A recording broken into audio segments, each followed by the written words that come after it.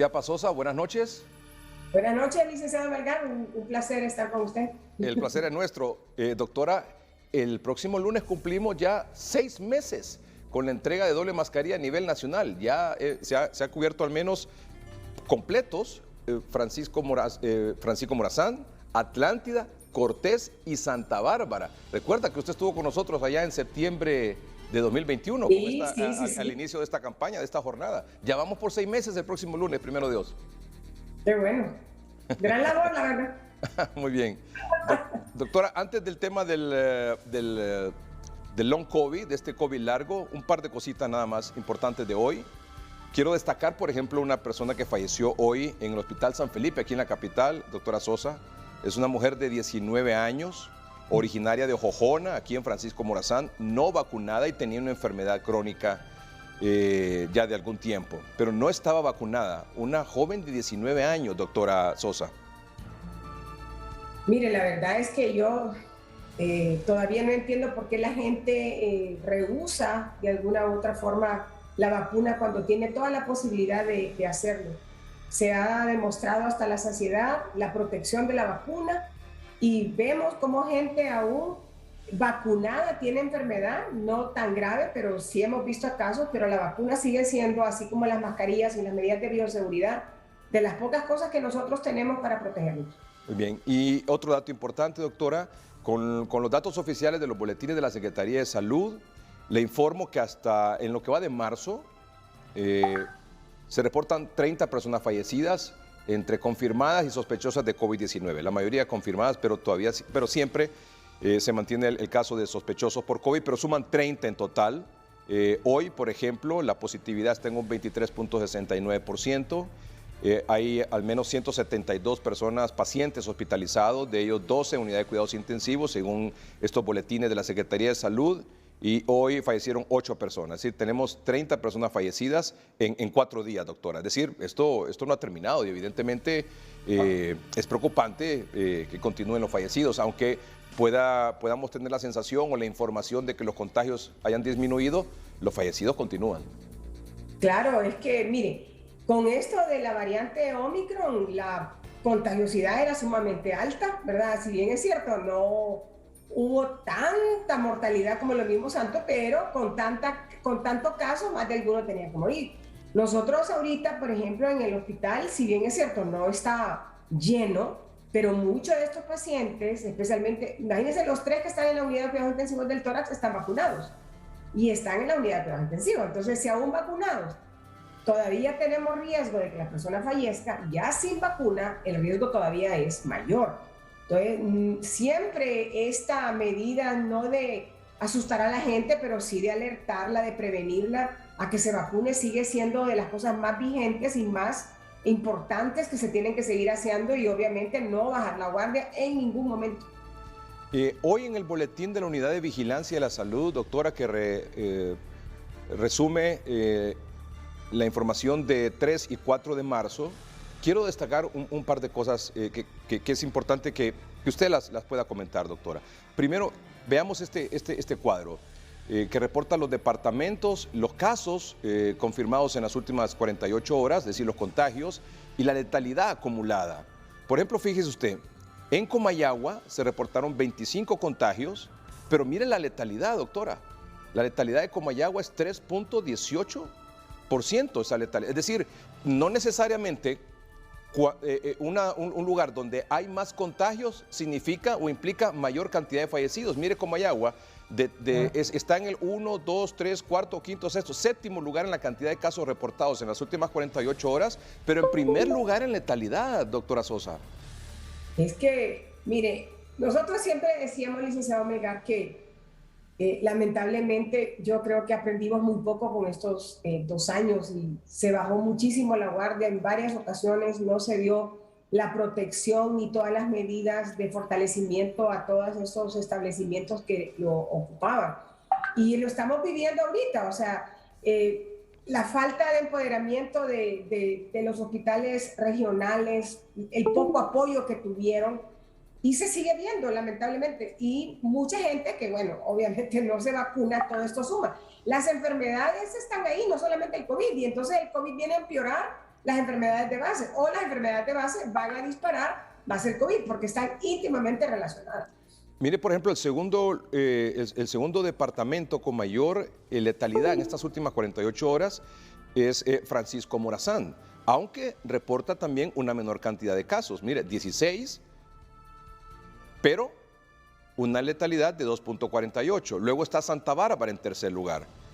Mire, tiene 42 casos reportados, 42 contagios, pero la letalidad es de 2.35. Luego la metropolitana, es decir, en San Pedro Sula, el municipio, la ciudad, reporta 41 casos, pero la letalidad es de 2.13. Y luego El Paraíso abajo reporta solo 6 casos, pero mire la letalidad. Es decir, esa falta de fortalecimiento, de empoderamiento, no solo del apoyo que requieren logísticos, de infraestructura, el apoyo de los mismos médicos en los hospitales del interior, después le pasa factura a los pacientes allá y luego vienen a dar aquí donde usted. Por ejemplo, en la unidad de cuidados intensivos del tórax, entre las personas que están ahí, creo que 3 o 4 no son de aquí de Francisco Morazán. Hay uno, por ejemplo, hay uno de Guaymaca, por ejemplo. Perdón, hay de Santa Cruz de Yojoa, quiero decir.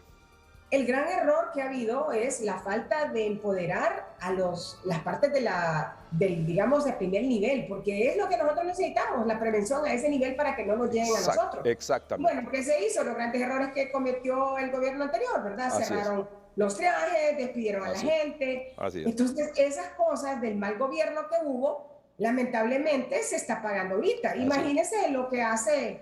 lo que revela el CNA, es decir, que de una manera para castigar al Instituto Nacional del Tórax, que fue de los hospitales que definitivamente se fajó en esta pandemia, los colegas, el equipo de trabajo salvó muchísimas vidas, ¿cómo se le paga a todo este personal? Sí. Yo creo que es una mezquindad del alma esto, ¿verdad? A pesar de que mucha gente que estaba ahí, especialmente la ministra, se tocaba el pecho diciendo que era una mujer de Dios. Pero obviamente estas cosas que se están descubriendo ahorita, de sueldos altísimos para gente que nunca estuvo en primera línea y sacando de las planillas a gente que sí estuvo en primera línea y que todavía sigue estando. Mire, la verdad es que ojalá que Dios sí cobre factura a estas personas. Así es. Doctora, destaco por ejemplo La Paz. Fíjese que La Paz en este reporte es el tercer departamento con mayor contagios, 81. Pero mire la letalidad, 0.38. Ahí, doctora, yo creo que es un ejemplo al revés. Que sigue en este caso el triaje que sigue abierto ahí en el municipio de La Paz y el hospital Roberto Sazo Córdoba están haciendo una extraordinaria labor con el apoyo suyo de la telemedicina, el doctor Miguel Serra Hoffman, el doctor, del equipo que se ha incorporado, doctora, a través de estos segmentos y que ese personal del triaje del hospital ha hecho una tremenda labor, ¿verdad? Ahí en La Paz. Mire, ahí usted tiene razón, el doctor Miguel Serra Hoffman adoptó a esta zona. Definitivamente empoderó a estos colegas, ahí ellos han hecho un gran labor, lo siguen haciendo, sí. Son muy cuidadosos, inclusive yo he tenido algunas referencias de los médicos de ahí, la verdad que están bastante bien y ojalá eso se pudiese haber hecho en todas partes. Sí. Porque, se hizo en Olancho un tiempo, nosotros recibimos todavía algunas referencias de allá, ¿verdad? Pero esto debió de seguirse. Yo pienso que la telemedicina tuvo un impacto muy positivo, especialmente para los colegas que estaban solos en lugares más postergados del país y que uno de alguna manera orientó a qué hacer, porque son ellos los que tocaban, los que revisaban al paciente. Uno orientaba para ver cómo salía el examen, una radiografía para tomar decisiones, pero a la larga son ellos los que tomaron la decisión de referir o no referir un paciente dependiendo del examen físico y la parte de laboratorio que ellos encontraron. ¿Le parece si le hago algunas preguntas, doctora, sobre el tema del COVID largo, como para hacer una introducción? Claro. Y luego el próximo viernes presentamos algunos casos, doctora, ¿le parece? Claro que sí, con mucho gusto. Bueno, lo primero, ¿qué es el COVID largo, el mentado long COVID? El mentado long COVID, licenciado Melgar, es cuando aparecen síntomas hasta 3 meses después de una primera infección y que pueden persistir 2 meses todavía con sintomatología y que no se le encuentra otra causa de la sintomatología. Vemos, por lo menos en la parte pulmonar, que es la que nosotros vemos mucho, vemos cómo estos pacientes quedan con no solo las cicatrices pulmonares que se ven en la radiografía, pero también la limitación funcional en el ejercicio, quedan con mucho cansancio, algunos quedan con tos, algunos quedan con cuadros de hiperreactividad bronquial.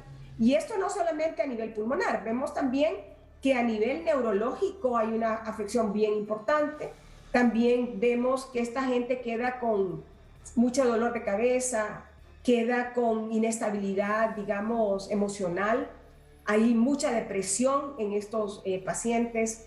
Tienen hasta pérdida de la memoria o no retienen, como más lentos para muchas cosas. Una fatiga muy intensa, debilidad. Y estamos viendo las complicaciones también, como los eventos trombóticos, que los seguimos viendo, porque también hay daño pulmonar. Algunos pacientes van a permitir todavía tener esta pérdida del olfato, que fue muy típico con una de las variantes, y algunos de ellos persisten todavía con diarrea. Entonces, lo triste de esto es que antes no se sabía mucho de long COVID, todavía no se sabe tanto, pero ahora se han hecho más estudios en este sentido, todavía no se sabe cuáles son realmente las causas, pero a mucha gente que se había salvado del COVID agudo y que después tenía que ir a trabajar, la gente no se sentía bien, estaba fatigada, entonces creían que eran como haraganes, que es que no querían ir a trabajar. Y no es eso. O sea, definitivamente que los pacientes quedan con un daño bien importante, sí, ¿verdad? Y no es solamente que, como uno dice, este es pitiásico, no tiene nada. No, ellos tienen una afectación bien importante en este sentido y uno la tiene que descubrir y le tiene que dar manejo. Doctora, ¿hasta por cuánto tiempo ha visto usted pacientes, por ejemplo, que tienen estos síntomas todavía, este deterioro en su calidad de vida producto del COVID? Mire, lo que nosotros hemos visto más a nivel pulmonar ha sido hasta 5 meses, ¿verdad? Que todavía quedan con una limitación importante. Sin embargo, hay otros casos que han tenido más de un año todavía, que siguen con una sintomatología crónica. El tórax ha tenido a bien abrir la unidad de rehabilitación pulmonar en el instituto, donde lo lidera la doctora Gabriela Galdames, que ha hecho una labor excepcional con su equipo. Han visto más de 1000 pacientes desde que se empezó, que fue en noviembre. Muchísimos de ellos, ella les ha dado un seguimiento importante.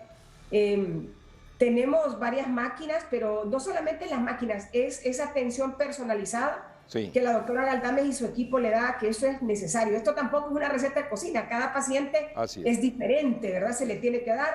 Y la doctora Galdames con su equipo ha agarrado a estos pacientes desde la unidad de cuidados intensivos para empezar a fortalecerlo. Nosotros ya cuando los tenemos en las salas, también ocupamos muchísimo la atención de ellos y vemos pacientes cómo han estado 2 meses hospitalizados en la unidad de cuidados intensivos, que no pueden ni caminar, que hacen úlceras y que ella con su equipo ha hecho que esta gente vuelva a caminar.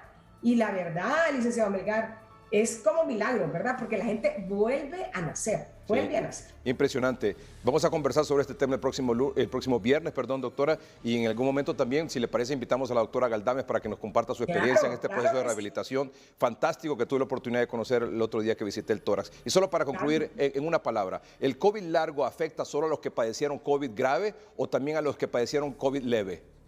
A todos, leves e inclusive a los niños. Los niños pueden tener como fatiga, debilidad, pérdida de atención. Entonces afecta absolutamente a todos, no solamente a los que tienen COVID grave. Doctora, muchas gracias de nuevo por estar con nosotros, como siempre. Usted, buenas noches. Gracias. La doctora Suya Pasosa, la jefa del Departamento de Neumología del Instituto Nacional Cardiopulmonar, el Tórax. Gracias a ustedes por su atención. Buenas noches y que estén bien.